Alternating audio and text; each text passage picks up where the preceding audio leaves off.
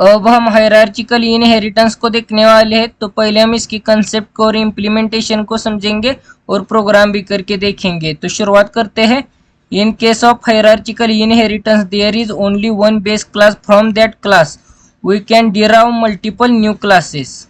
हायरार्चिकल inheritance में सिर्फ एक ही बेस क्लास होता है और उसी बेस क्लास से मल्टीपल डिराइव्ड क्लास मतलब न्यू क्लासेस क्रिएट किए जाते हैं। The class provides all the features for derived classes which are common to all subclasses. Base class का फीचर्स सभी डिराइव्ड क्लास के लिए कॉमन ही होते हैं। तो इसका एग्जांपल देखते हैं। तो यहाँ पर देख सकते हैं एक क्लास को, ये बेस क्लास है और ये बेस क्लास से बी और सी क्लास को इनहेरिट किया है। तो इस एग्जाम्पल के अनुसार इसका इम्प्लीमेंटेशन देखते हैं। तो यहाँ पर देख सकते हैं ए क्लास को डिक्लेयर किया है, उसके बाद बी क्लास को डिक्लेयर किया है और इसे ए क्लास से इनहेरिट किया है। उसके बाद सी क्लास को डिक्लेयर किया है और इसे ए क्लास से इनहेरिट किया है। तो बी और सी ए सब क्लासेस हो गए हैं और ए क्लास ए बेस क्लास है, मतलब पेरेंट क्लास है। तो ये हायरार्चिकल इनहेरिटेंस का इम्प्लीमेंटेशन है इस ऊपर वाले एग्जाम्पल के अनुसार। और ये क्लास ये पेरेंट क्लास है, इसलिए इसके सभी फीचर्स बी और सी क्लास एक्सेस कर सकते हैं और इन बी और सी क्लासेस के लिए ए क्लास के फीचर्स कॉमन ही होंगे। अब हम हायरार्चिकल इनहेरिटेंस का प्रोग्राम करने वाले हैं। तो मैंने यहाँ पर हेडर फाइल ली है, हैश इंक्लूड आईओ स्ट्रीम, उसके बाद नेमस्पेस लिया है। अब हम क्लास ए लेते हैं और इस क्लास के अंदर पब्लिकली वन फंक्शन डिक्लेयर करेंगे, वाइड शो। और इस ए क्लास से बी क्लास को इनहेरिट करेंगे। तो यहाँ पर class B colon visibility mode public लेते हैं और ए, और इस क्लास के अंदर भी पब्लिकली हम वन फंक्शन डिक्लेयर करेंगे, void demo one.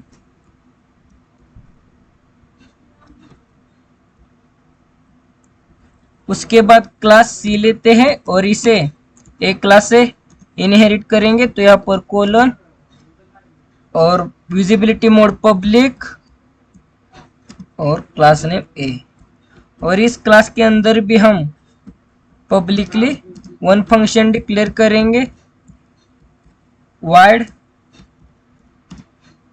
Demo two. तो अब हम इन फंक्शंस की डेफिनेशन को इम्प्लीमेंट करते हैं। तो पहले हम शो फंक्शन की डेफिनेशन को इम्प्लीमेंट करेंगे। तो यहाँ पर return type void, class name A, scope resolution operator और function name show.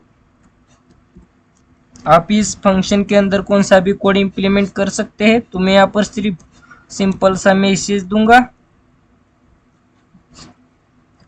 A class A base class A message दूंगा।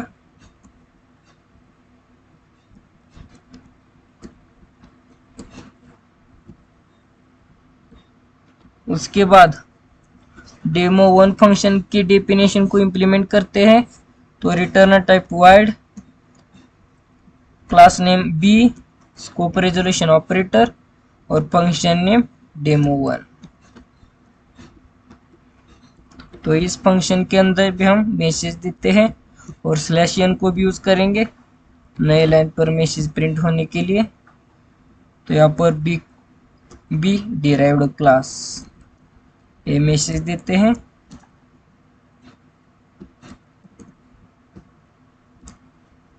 उसके बाद डेमो टू फंक्शन की डेफिनेशन को इंप्लीमेंट करते हैं। तो return type void, class name C, scope resolution operator और फंक्शन नेम डेमो टू। तो इस फंक्शन के अंदर भी हम सिंपल सा मैसेज देंगे और स्लैश एन को भी यूज करेंगे। तो यहाँ पर मैसेज देते हैं सी डिराइव्ड क्लास।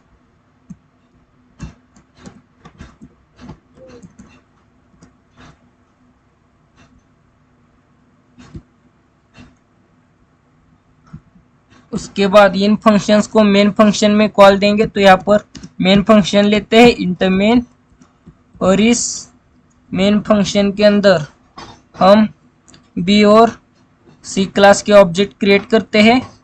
तो पहले बी क्लास का ऑब्जेक्ट क्रिएट करते हैं ओ, और उसके बाद सी क्लास का एन ये ऑब्जेक्ट क्रिएट करते हैं।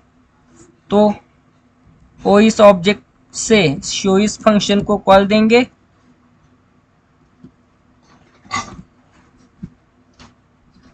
उसके बाद ओ इस ऑब्जेक्ट से डेमो वन इस फंक्शन को कॉल देंगे, उसके बाद एन इस ऑब्जेक्ट से डेमो टू फंक्शन को कॉल देंगे, और आखिर में रिटर्न 0।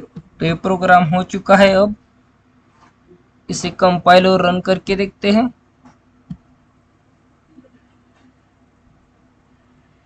तो देख सकते हैं ये सक्सेसफुली कंपाइल और रन हो चुका है, और मैसेज भी प्रिंट हो चुका है। A base class, B derived class और सी डिराइव्ड क्लास। तो आप शो फंक्शन को सी क्लास के ऑब्जेक्ट से भी कॉल दे सकते हैं। तो यहाँ पर वो हटा देते हो और एन से कॉल देते हैं, तो इससे भी कॉल दे सकते हैं, क्योंकि ये एक क्लास का भी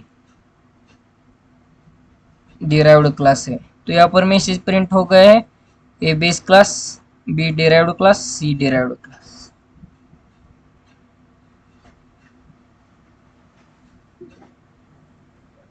तो ये हायरार्चिकल इनहेरिटेंस का प्रोग्राम हो चुका है।